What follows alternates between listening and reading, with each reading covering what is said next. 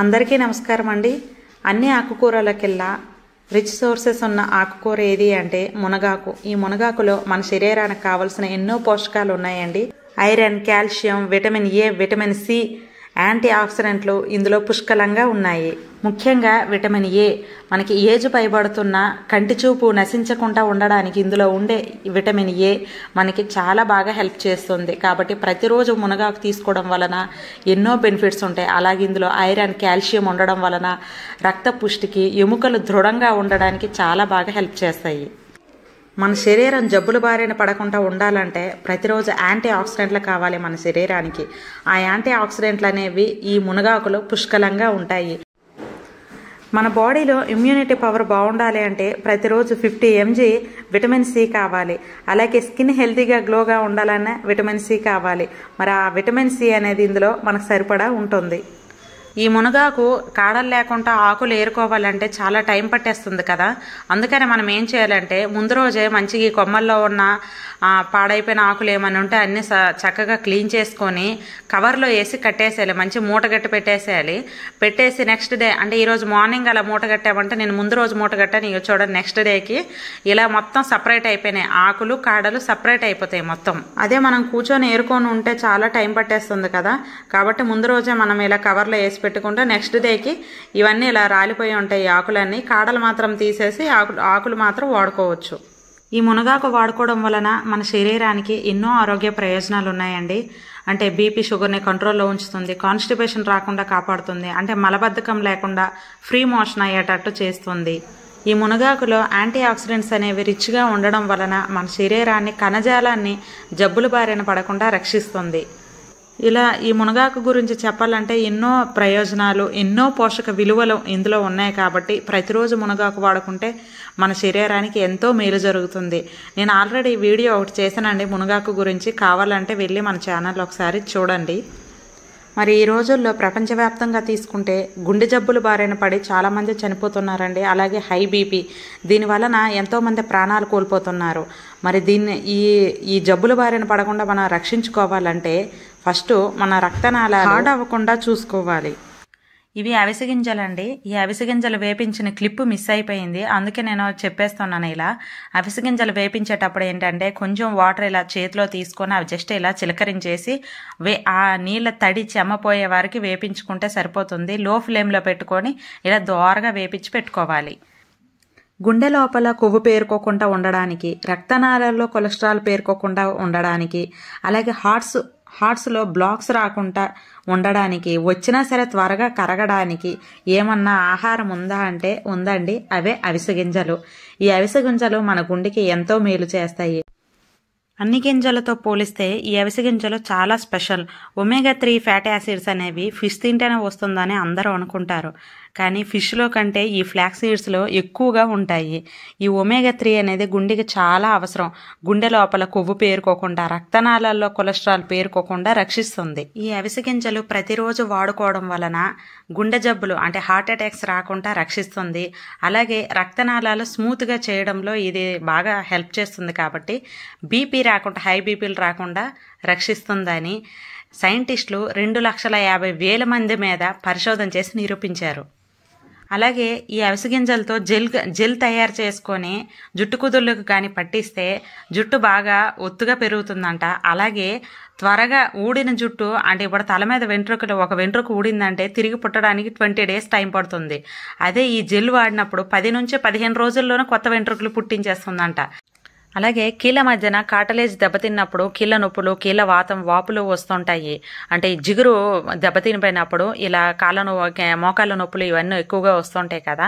అలా అవి రాకుండా, ఈ కీళ్ళ నొప్పులు రాకుండా కాపాడడానికి ఈ ఒమేగా ఫ్యాట్, ఈ అవిసె గింజల్లో ఉన్న ఒమేగా అనేది బాగా ఉపయోగపడుతుందంట.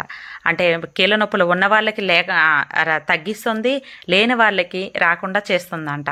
అంటే మోకాళ్ళ నొప్పులకు కూడా బాగా ఉపయోగపడుతుంది అన్నమాట ఈ ఒమేగా ఫ్యాట్ అనేది. అలాగే మెదడు నరాలు హెల్తీగా, యాక్టివ్గా పనిచేయడానికి, అంటే బ్రెయిన్ సెల్స్ కుషించిపోకుండా మనకు మతిమరుపు రాకుండా ఉండడానికి ఈ అవిసె గింజల్లో ఉన్న ఒమేగా 3 ఫ్యాటీ యాసిడ్స్ అనేవి బాగా ఉపయోగపడుతున్నాయంట. మరి ఈ అవిసె గింజల్లో పోషకాలు ఏమేమి ఉన్నాయని చూసుకుంటే 100 గ్రాముల అవిసె గింజలు తీసుకుంటే 543 క్యాలరీల శక్తి ఉంటుంది.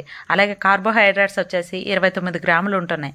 ప్రోటీన్ వచ్చేసి 18 గ్రామ్స్, ఫ్యాట్ 42 గ్రామ్స్, ఫైబర్ 27 గ్రాములు, చాలా ఎక్కువ ఉంటుంది. మనకి మలబద్ధకం రాకుండా చేస్తుంది, అంటే కాన్స్టిపేషన్ లేకుండా చేస్తుంది అనమాట ఈ ఫైబర్ అనేది.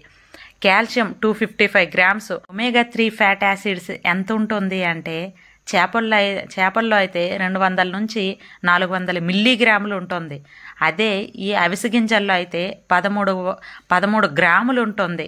చూడండి అసలు ఎంత ఎక్కువ. చాలామంది చేపలు తినేది ఈ ఒమేగా 3 ఉంటుందని ఎక్కువగా తింటారు, ఎక్కువగా ఉంటుందని. మరి దీనికి దానికి ఏమైనా పోలికన్న ఉందా? అది 200 400 మిల్లీగ్రాములు ఎక్కడ, ఇది 13 గ్రాములు ఎక్కడ? మనకు ఒక రోజుకి వచ్చేసి ఒక 1.8 గ్రామ్స్ సరిపోతుంది మనకి ఒమేగా 3 అనేది. మరి ఇందులో 13 గ్రాములు ఉంది అంటే చూడండి ఎంత ఎక్కువ. కొంచెం తింటే చాలు, సరిపోతుంది మనకి. ఒమేగా 3 అనేది ఒక అవిసె గింజల్లోనే కాకుండా చియా సీడ్స్లోన 18 గ్రాముల వరకు ఉంటుంది. అలాగే వాల్నట్స్ విత్తనాలు తీసుకుంటే చియా సీడ్స్, వాల్నట్స్లో 8-9 గ్రాముల వరకు ఉంటుంది. అంటే ఈ చేపల్లోన ఒక 3-4 రకాల చేపలు మనం తింటాం కదా, ఆ చేపల్లోన 200 నుంచి 400 మిల్లీగ్రాములు అంటే యావరేజ్లో ఉంటుంది. అది అంత తక్కువ.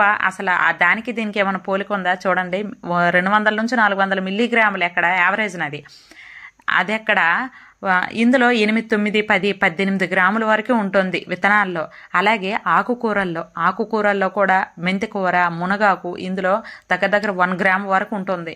అంటే అందుకే ప్రతిరోజు ఆకుకూరలు తినడం వలన ఎన్నో రకాల ప్రయోజనాలు ఉంటాయి. కాబట్టి ప్రతినిత్యం ఆకుకూర పప్పు వేసుకొని వండుకుంటే మంచి ప్రోటీన్ వస్తుంది.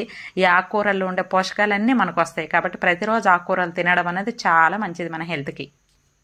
ఈ అవిసె గింజలు ఎలా వాడుకోవచ్చు అంటే ఎప్పుడు కూడా డ్రైగా తినడం కానీ, లేదంటే నానబెట్టుకొని తినడం కానీ, అంటే ఎండుగు తినడం కానీ నానబెట్టుకొని తినడం కానీ చేయకూడదండి.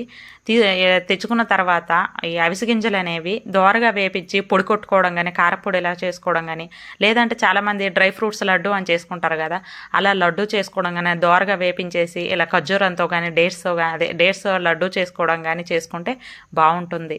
లేదంటే ఇలా కారపొడి, చూడండి నేను ఇది కారపొడి చేసుకునే విధానం. ఫస్ట్ అది నేను క్లిప్ మిస్ అయిందండి. ఒక 1/2 కేజీ అవిసె గింజలు తీసుకొని స్టవ్ మీద కడాయి పెట్టి దోరగా వేపించుకోవాలండి. కొంచెం నీళ్లు చిలకరించి ఆ చెమ్మ పోయే వరకు దోరగా వేపించుకుంటే సరిపోతుంది. గమనించండి, నేను ఎక్కడ ఆయిల్ యూజ్ చేయలేదు, ఆయిల్ వేయకూడదు. నార్మల్గా అలా కడాయిలో వేసేసి దోరగా వేపించుకుంటే సరిపోతుంది. జస్ట్ కొంచెం నీళ్ళు చిలకరించండి సరిపోతుంది. అలాగే మునగాకు కూడా మంచి వేపించుకున్నానండి. కానీ అది దాంట్లో ఎక్కువ పచ్చిదనం ఉండడం వలన అది ముందుగానే కొంచెం ఆరబెట్టుకొని వేసి ఉంటే బాగుండనేమో.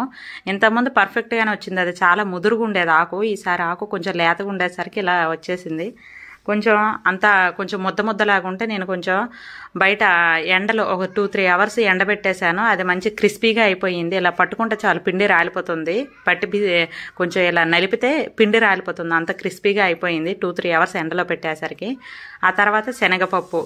చాలామంది చేసే మిస్టేక్ ఏంటంటే శనగపప్పు మార్కెట్లో తెచ్చింది డైరెక్ట్ వేసేస్తుంటారండి. అలా వేయకండి దయచేసి. ఎందుకంటే దాంట్లో పురుగు పట్టుకుంటూ ఉండడానికి, చెడిపోకుండా ఉండడానికి దాంట్లో కొన్ని కెమికల్స్, మందులు, పొడులు, ఏవో కొంచెం ఈ మందులు, కెమికల్స్ అవి యూజ్ చేస్తుంటారు కదా.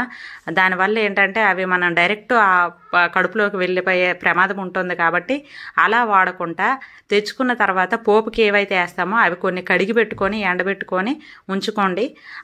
అలా కడిగి పెట్టుకొని ఎండబెట్టుకునేదేనండి నేను పొడులకు మాత్రం యూజ్ చేసేది. పొడులకు కానీ పోపు గింజలు వేయడానికి మాత్రం నేను అలాగే యూజ్ చేస్తాను.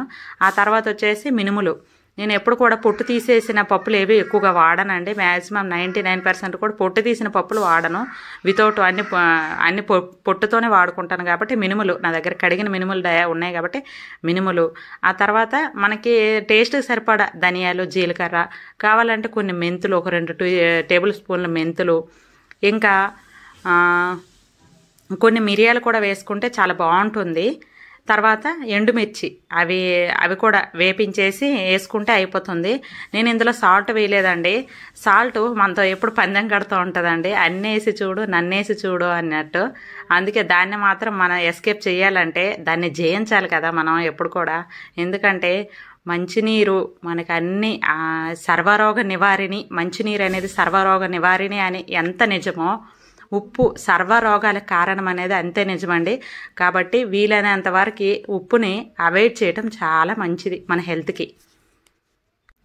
ఇలా అన్నీ వేపించుకున్నాక పప్పులు, అవిసె గింజలు, ఆకులు, ఇంకా కరివేపాకు ప్రజెంట్ లేదు కాబట్టి నేను వేయలేదండి.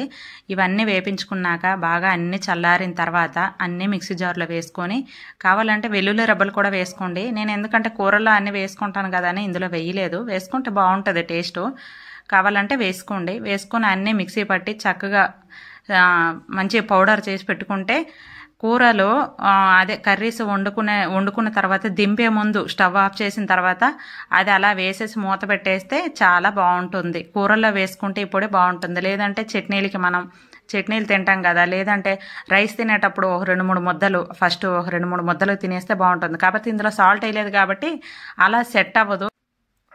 కాబట్టి కర్రీస్ వండుకున్న తర్వాత దించే ముందు అంటే స్టవ్ ఆఫ్ చేసే ముందు వేసేసి స్టవ్ ఆఫ్ చేసేసి మూత పెట్టేస్తే చాలా బాగుంటుందండి. ఈ పొడులు వేయడం వలన ఏంటంటే కర్రీస్లో సాల్ట్ తక్కువైనా చాలా టేస్టీగా ఉంటాయి. కాబట్టి ఆరోగ్యాన్ని పెంచే ఈ పొడులు అందరూ వాడుకోవచ్చు. ఇంకోటి ఏంటంటే ఎవ్వరు కూడా ముసలైపోయినా సరే మతిమరుపు రాకూడదు, అందం తరగకూడదు అనుకుంటారు కదండి. మరి ఇది అందరికీ ఉన్న కోరికే. మరి మతిమరుపు రాకుండా బ్రెయిన్ హెల్దీగా ఉండాలన్నా, స్కిన్ హెల్దీగా ఉండాలన్నా విటమిన్ సి, విటమిన్ ఏ ఇటువంటివి చాలా అవసరం అన్నమాట మనకి. కాబట్టి ఇందులో ఈ పొడిలో మాత్రం పుష్కలంగా ఉంటాయండి. ఎందుకంటే మునగాకు కొంచెం ఎక్కువ మోతాదులో వేశాను నేను. అంటే అది నేను నార్మల్గా కొంచెం కరివేపాకు వేసినట్టు కొంచెం మోతాదులో వేద్దాం అనుకున్నాను. కాకపోతే మా ఇంటి ముందు మా చెట్టు కొమ్మే నేను కొంచెం తెంపుదామంటే కొమ్మే విరిగిపోయిందండి. అందుకే ఎక్కువ అయిపోయింది. లేతది అంతా కలిపేసేసాను. అందుకే అది కొంచెం పేస్ట్లా కూడా అయిపోయింది వేగిన తర్వాత. ఇలా ఎక్కువ మోతాదులో ఉంది మునగాకు కాబట్టి అవిసె గింజలు కానీ ఈ 2 ఎక్కువ మోతాదులో తీసుకోవాలన్నమాట. మిగతావన్నీ కొంచెం కొంచెం మనకి ఇష్టం వచ్చినంత తీసుకోవచ్చు. దానికి ఏమి మెజర్మెంట్స్ ఏమీ లేవు. నేను చూడలేదండి వాటికి మెజర్మెంట్స్. నాకు తోచినంత వేసేస్తుంటాను. ఇంకా ఉప్మా చేసుకున్నప్పుడు కూడా దింపేటప్పుడు ఇది చల్లేసుకొని దింపేసుకుంటే చాలా బాగుంటుందండి. ఇంకా ఈ చట్నీలు టిఫిన్లు చేసుకున్నప్పుడు చట్నీలు ఎప్పుడైనా సమయం లేకుండా చేసుకోకపోయినా ఇందులో సాల్ట్ వేసుకుంటారు కదా. మ్యాక్సిమం అందరూ కారపొడులు అంటే సాల్ట్ వేసి చేసుకుంటారు. కాబట్టి చట్నీలు చేసుకోకపోయినా చట్నీలు తినకపోతే ఏమైపోతుందని ఏమీ లేదండి. అంటే పోషకాలు ఏమైనా మిస్ అయిపోతాయేమని ఏమీ లేదండి. అందులో కంటే ఇందులో ఎక్కువ మోతాదులోనే పోషకాలు ఉంటాయి. కాబట్టి చట్నీ లేకపోయినా సరే సమయం లేనప్పుడు ఈ పొడితో తినేయచ్చు మనం మంచిగా. అంటే ఇడ్లీ, దోశలు ఇటువంటివి ఏవన్నా సరే. ఇటువంటి మంచి ఆహారాలు అందరూ తింటూ అందరూ ఆరోగ్యంగా ఉండాలని మనస్ఫూర్తిగా కోరుకుంటున్నాను. అలాగే మన ఛానల్ ఎవరైనా ఫస్ట్ టైం చూస్తున్నట్లయితే సబ్స్క్రైబ్ చేసుకోండి. ఇంతవరకు ఇంకా లైక్ చేయకపోతే ప్లీజ్ లైక్ చేయండి. మీ లైక్ నాకు చాలా సపోర్ట్గా ఉంటుంది. అందరికీ సెలవు, నమస్కారం.